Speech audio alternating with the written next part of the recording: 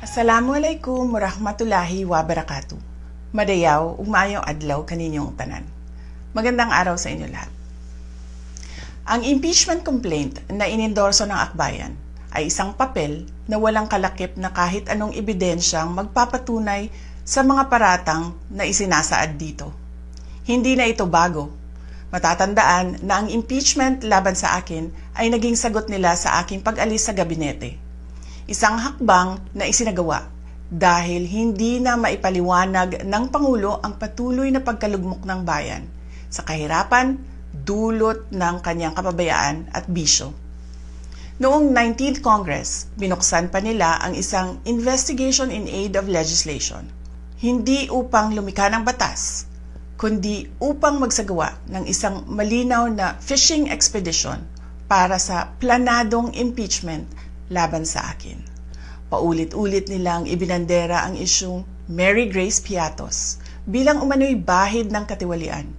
Kahit na sa kabila ng lahat ng investigasyon ay wala silang naipakitang kahit isang direktang paglabag sa paggamit ng confidential funds. Sumunod na dito ang bentahan ng mga pirma para sa impeachment at ang mga tinaguriang for later release projects na ipinangako umano sa ilang miyembro ng Kamara upang itulang ang impeachment laban sa akin. Mga pangyayaring mismong inamin na ng ilang mambabatas sa kanilang mga naging pahayag. Mga kababayan, walang kredibilidad ang akbayan upang mag-endorso o magsumite ng impeachment complaint. Ilang ulit ng hayagang ipinahayag ng kanilang pinuno ang kanyang intensyong tumakbo sa pagkapangulo. Isang malinaw na indikasyon ng pampulitikang motibo sa likod ng kanilang mga hakbang. Huwag nating kalimutan ang makasaysayang talumpati noong Agosto 2024 ni Risa Ontiveros, kung saan malinaw niyang inilahad ang tunay na motibo ng akbayan bilang isang grupo. At habang ang anak niya ay may kapangyarihan pa, hindi magiging madali ang ating laban. While VP Sara is in power, the threat of a full-blown Duterte comeback is still a very real and present danger. For one, they are supported by one major superpower, China.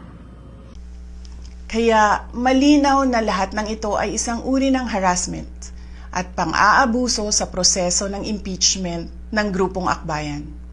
Hindi malinaw kung ano ang ipinaglalaban nila para sa kaayusan ng bayan, pero napakalinaw ng kanilang pamumulitika at pagpapahirap sa usaping diplomasya ng ating bansa. Sa huli, ang tunay na laban ay hindi lamang laban ng iisang tao o iisang grupo. Ito ay laban para sa katotohanan at sa dangal ng ating bansa. Naway magsilbi itong paalala sa ating lahat na ang kapangyarihan ng impeachment ay hindi dapat ginagawang sandata ng politika, kundi isang banal na proseso para sa hustisya at pananagutan. Sapagkat kapag nanaig ang abuso, ang tunay na talunan ay ang sambayanang Pilipino. Syukran.